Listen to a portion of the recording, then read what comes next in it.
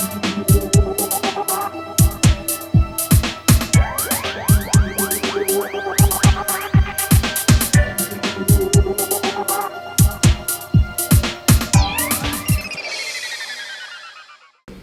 Director, permits me to acknowledge the presence of Matjhabeng Foundation, the presence of DBSA, the presence of Department of Forestry, Fisheries and Environment, the Free State Goldfields Chamber of Business, Sibanye Gold Mine, Mining Development Agency, and the media houses that are present with us today. Ladies and gentlemen, I know you have been active participants in ensuring that we reach our vision as this municipality, of which one is to ensure that we take back Welkom to its former glory. We are focusing mostly on issues of infrastructure and economic development. So we thank you so much for being here today to ensure that we grow this town together, to ensure that we change the lives of our people on the ground, and we ensure that this municipality becomes one of the municipalities that assists the Free State in being one of the major contributors of the GDP of our country. With these very few words, ladies and gentlemen, you are welcome. Thank you. Ladies and gentlemen, let me call upon the number one citizen so that he can brief us about the development that is happening, the partnership that we are having with Matjhabeng Foundation, and the progress that we have made thus far. Let me call the number one citizen, Honorable Councillor Thandukolo Kalipa, to the podium. Good morning, ladies and gentlemen, and greetings to our members of the MECO who are part of this session, Councillor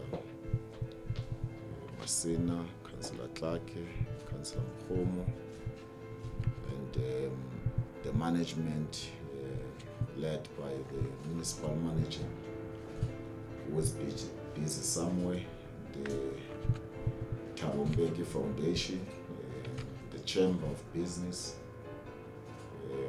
the DBSA, Sibanye, and all the media, and all other stakeholders who are part of this session. It's a privilege to us as this municipality of Matjhabeng to share some of the information, some of the challenges and the achievement of our municipality. I'm sure all of us will remember that this municipality, we given this responsibility immediately after 2021 local government election. To be exactly on the 29th of November 2021, we're then given this responsibility to be this new administration, to focus on a turnaround strategy, which is we got this municipality. In fact, this municipality was technically bankrupt. And we focus on a number of issues. Part of those issues was to implement our turnaround strategy,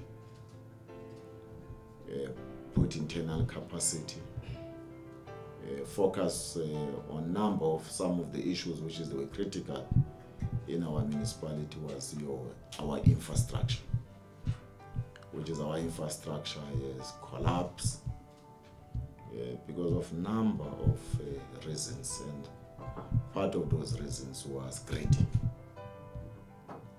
Yes, we have challenges of Zama, which is they also contributed to destroying our infrastructure. If I can just brief,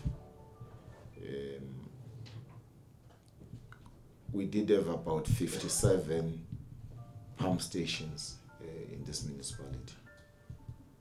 And out of that 57 pump stations, only 5 of those pump stations, they were working. And you can then understand that that was the disaster, that you have 57 pump stations, only 5 of those pump stations working. 52 of them not working. We have about 13 sewer treatment plant, only 11 not working. So that is what we found here. And we did not cry and lose hope to our people. And we started a process of interacting with all our social partners, business, informing them about our challenges, informing our communities, that they must know that their municipality has collapsed, their infrastructure. So there will be expectation that we must give part of the Constitution give us a responsibility to make sure that we give our people quality services. So under those conditions, there will be some challenges. And all what we decided as a municipality was to, as a leadership of this municipality, was to declare this municipality as a disaster, requesting the intervention of our Free State government and our national government. And we are happy that after a long discussion, lobbying the President of the Republic, requesting the former President of the Republic, President Mbeki, also to assist us to make sure that we can then be able to turn around our infrastructure. And indeed, there was a positive response from our own government when Free State government was able to give us an amount of about 68 million as an intervention on their part, and more than 524 million. That was the intervention from Minister Senzo Mchunu, which is then, because the assessment that was done by us is an assessment of about 2.2 billion. So that's the amount that we need for the next 3 years. But we are hoping that Minister Senzo Mchunu has made that commitment. And we are happy now to inform all the stakeholders that a number of contractors have been appointed by the Bloom Water, which is Bloom Water was then appointed as an implementing agents by the Department of Water and Sanitation, which is then the Minister Senzo appointed a team that involve all the stakeholders to be part of that team committee, which is a committee that is established by the Minister, which would report direct to the Minister. We are also sitting in the political team and also in the technical team.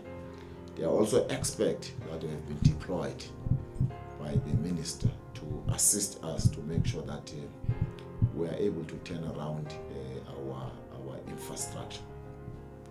So there are those commitments, and some of those contractors they have started already.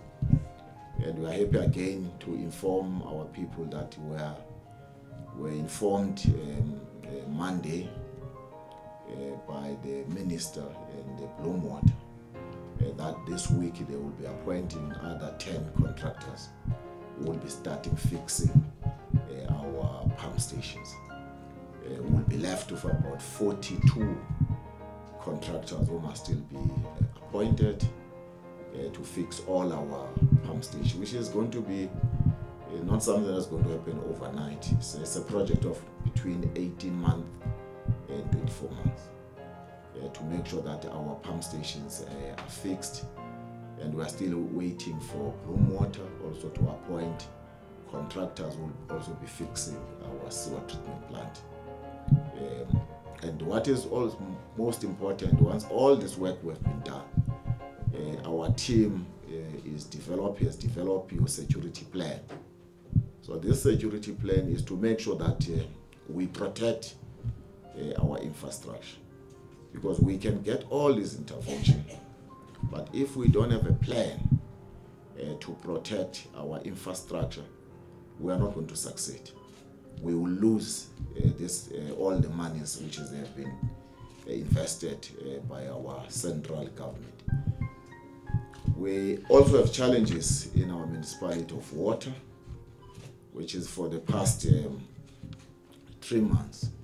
We have not been doing well on water, and we have also requested the Minister of Water and Sanitation to intervene, and he has instructed his team that is waiting to get a report by today, by end of business today, which is he will then convene an urgent meeting again with us, and then the Bloom Water can take us through that report, which is he can then request the minister to intervene on the basis of the technical report. We will also be requesting all the stakeholders, including Sibanye and Harmony and other companies, to assist us on these challenges of water, because what has happened for the past 15 to 20 years, the Matjhabeng, which was a previous board that was running water in our section, they have not been maintaining their infrastructure for the past 15 to 20 years. So if you don't maintain your infrastructure, it's going to collapse. And the same challenges that we are now facing as a country on ESCO, which is if our government, during the time that they were advised by ESCO, and they were able to respond to that advice by ESCO, will not have these challenges of load shedding. But they were risen, because at that time, I'm sure all of you will remember that many South Africans did not have electricity. If you go to the rural and all other areas. So the government, their priority was to make sure that they bring back the dignity of our people and allow them to have electricity. But that was the challenge, because there was no balance where you focus on giving our people electricity, but at the same time maintain your infrastructure. So we have these challenges because of the maintenance of our infrastructure. In terms of water, we are also losing more than 56% because of leakages, because of aging of our infrastructure. We've just started as this new administration to deal with some of these leakages, but we need, there's a short-term solution. The department is also assisting us on the long-term solution, which is we need more than 1.6 billion to fix our aging infrastructure on water and sanitation. And if we are not able to deal with those challenges, our infrastructure will collapse. We also have challenges of our roads maintenance. In our own budget in the past, our government, the municipality, we were budgeting on the maintenance only 4% on a budget of 3.8 billion. So if you only budget for 4% on your infrastructure, you are not investing on the maintenance. And this is what has been happening in the past, where we don't focus on maintaining the existing infrastructure, which is, if you don't do that, infrastructure is going to collapse. But we're happy now with this new administration. We have now budgeted between 18 to 20% on our maintenance, that we can then have balance of maintaining the existing infrastructure, but at the same time going to other areas and to make sure that with new roads, which is our government has now committed an amount of about 3 billion for the next 3 years to deal with issues of roads in our area. So other challenges which is we've been facing in our own municipality has been capacity. Because if you don't have capacity in your municipality, you don't employ people with knowledge, people will then be assisting the administration to implement what is decided by our people through your IDP. And we've embarked on that. We now have a municipal manager. We now have all the directors. We're only left with one director, a director that we must appoint on the infrastructure. We're showing that in the next council meeting, if we are ready, we'll be able to appoint a new director of infrastructure. Our finances. If you don't have the right people to manage your finances, you'll have challenges. Other challenges in our municipality was issues of corruption, greed, because that was a major challenge. And I always tell people that our municipality was the headquarters of looters,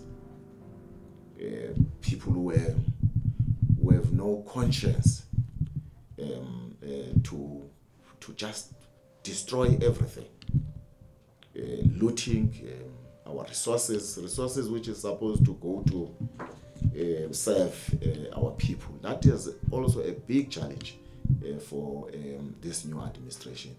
And we've been able to deal with all those challenges.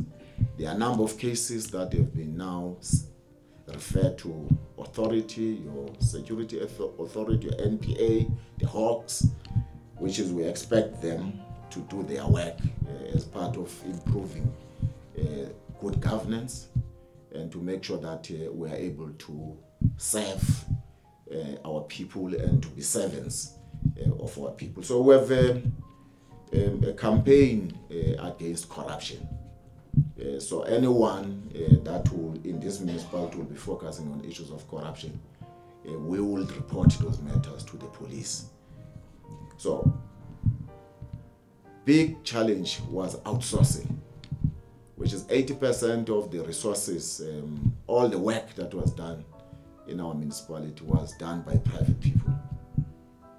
And you now pay your employees, but again, you must also pay private people. Other challenges was your overtime, where you have an overtime of about 8.9 million a month, which is, as this new administration, we have been able to deal with those challenges from 8.9 million to between 2 and 3 million a month since we were given this responsibility as a new administration, as part of cutting cost, but at the same time making sure that we build internal capacity of the municipality. Other issues which is also a challenge was issues of economic development.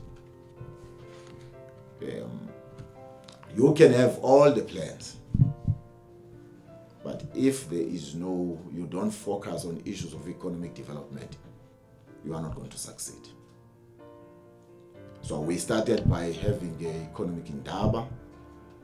Last year we went on our economic development summit, and this year on the 7 and 8 we will be focusing on our investment summit, mobilizing business in our country, in Africa, and also Europe, to make sure that there can be new money that come to our area.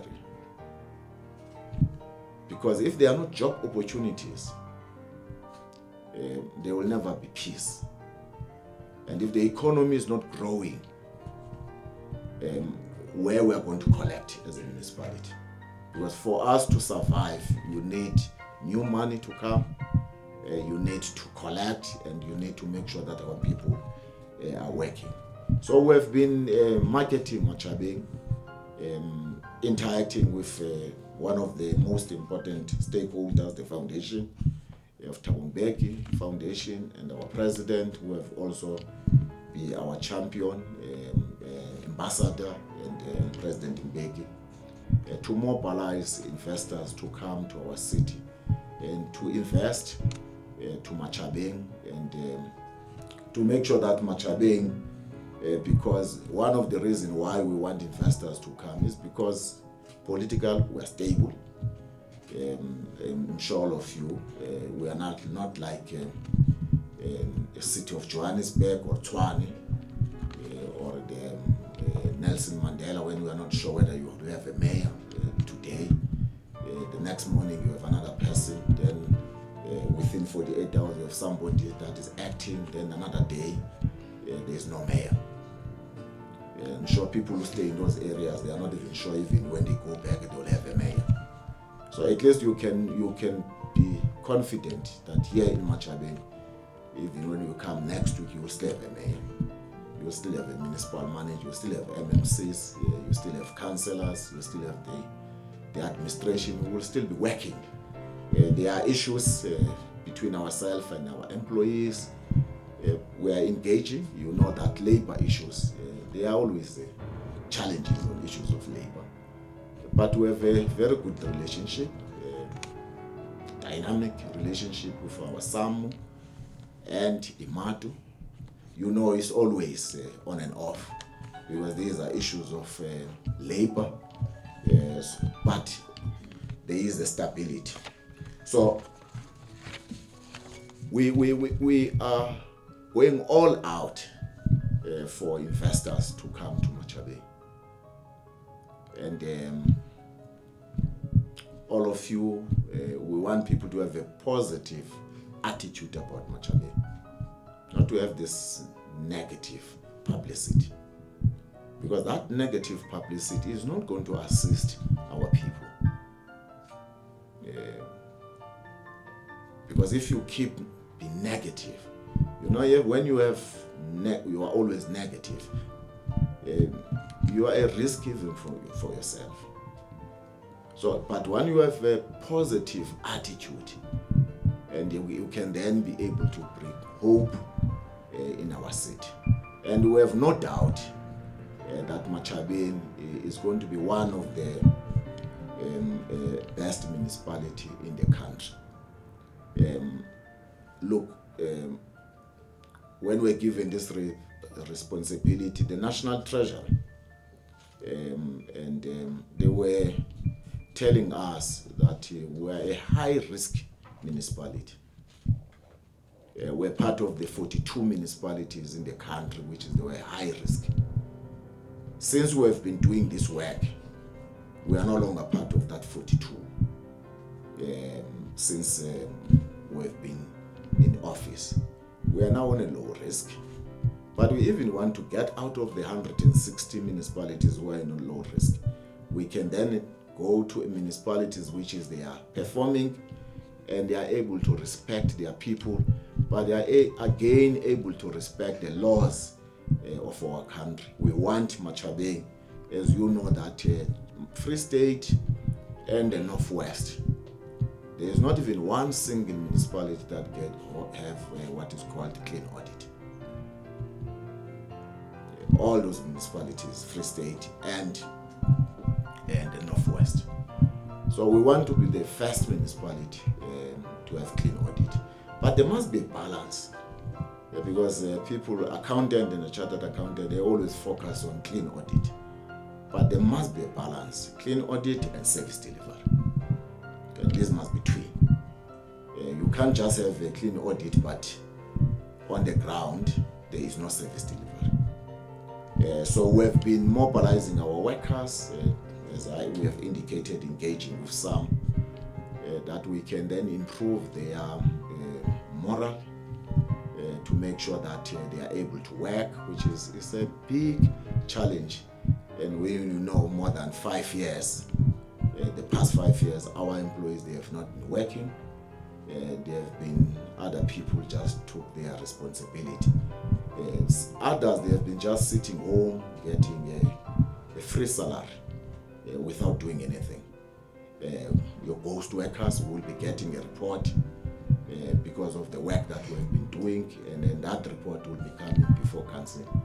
Around the ghost workers, even people who have reported to the public protector, which is we have acted on those reports, which is we received from a public protector. So, by and large, ladies and gentlemen, this is the work that we've been doing as a team, because we agreed in Matjhabeng, look, that we will work as a team. And we are happy that investors, one big company of gas, has already invested more than 1.2 billion in our own city. And they are telling us that in the next 12 to 24 months, they will be able to invest, lobbying for more than 17 billion as new money in Matjhabeng. That's why we've declared your R30 as a special economic zone in Matjhabeng. And we're working very close with the department that is led by Minister Patel, which is already, there's a technical team which is chaired by the DM. We are sitting there in the Premier and the MEC for economic development. As in the next 3 months, we are confident that our government will declare Matjhabeng as a special economic zone, informed by information. Because you can't just take a decision of declaring any area to be a special economic zone without doing some work. So there's the work that we have been doing as a municipality. We want our airport, to turn our airport to be an cargo, logistics or international airport. Already there's an interest from some people, some investors in our country and even outside our country. And you know that they have been challenged with our Pakistan, which is, yes, no, we have not been doing some work there. It's a big race. In the past, Pakistan was part of the top 10 race in the world. Because of we have not been maintaining it, we have not doing anything, it was just an island. Now we are happy that there are people who have an interest. We will be signing some of the agreement very soon, a memorandum of understanding before end of June. We can then get new money to our area, and we will be hosting on the 7 and 8, 6 and 7 October one of the race in Matjhabeng, which we are told between that weekend they will be able to spend between 15 million to 30 million in our city. So people who are dealing with accommodation and all those things, they will then be benefiting in our garage and all of them, in our restaurant. They will be benefiting in our area. So we want our hotels and our restaurant, they must be busy, and but we need to fix our infrastructure. Because as you make sure that there is economic development, they expand our economy in our area, there must be electricity, there must be water, and our roads must work, our street lights must work, we must be able to cut grass, our city must be clean, is one of the things that we want. And we hope that the work that we have been doing, the support that we'll be getting from Sibanye and other stakeholders, will be able to achieve that objective. So thank you very much, ladies and gentlemen.